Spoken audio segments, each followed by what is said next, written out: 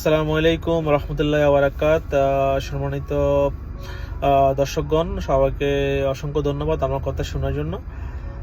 Saudi authority গত 1 ফেব্রুয়ারিতে, পয়লা ফেব্রুয়ারিতে তারা তাদের ভিজিট ভিসা, যে আগে যে 1 বছরের ভিজিট ভিসা ছিল, যেটা রিনিউয়েবল ছিল প্রতি 3 মাসে, সেটা বন্ধ করে দিয়েছে। এখন সেটা শুধুমাত্র 30 দিনের জন্য। এটা সম্ভবত টেম্পোরারি তারা বন্ধ করে দিয়েছে।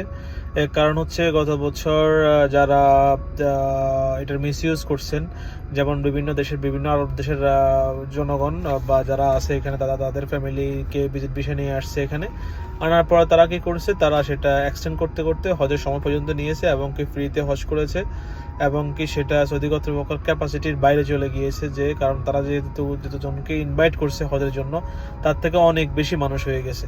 তো সেই কারণে তারা এবার সেটা বন্ধ করে দিয়েছে।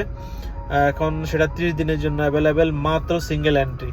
মানে আপনি আসবেন, ফ্যামিলি ভিজিট ভিসা আসবেন, এখানে 30 দিন থাকতে পারবেন। 30 দিনের মধ্যে আপনাকে ব্যাক যেতে হবে। আপনি চাইলে এক্সটেন্ড করতে পারবেন না, বা বাহরাইন গিয়ে বা দাম্মাম গিয়ে আপনি এক্সটেন্ড করবেন আবার ব্যাক করবেন না, এরকম কোনো সুযোগ নেই, যেটা আগে ছিল। তো পরবর্তী নির্দেশনা পর্যন্ত এখন যেটা, সেটা হচ্ছে যে ফ্যামিলি ভিজিট ভিসা মাত্র 1 মাস মেয়াদি, সিঙ্গেল এন্ট্রি। তো আমার কাছে মনে হচ্ছে যারা ফ্যামিলি নিয়ে আসতেছেন সৌদি আরবে, তারা ওমরা ভিসায় যাওয়া উচিত। কারণ ওমরা ভিসায় এখনও 3 মাসের মেয়াদ পাওয়া যাচ্ছে। ওমরা ভিসায় গেলে আপনি আপনার ফ্যামিলিকে এখানে রাখতে পারবেন অ্যাটলিস্ট 70-80 দিন।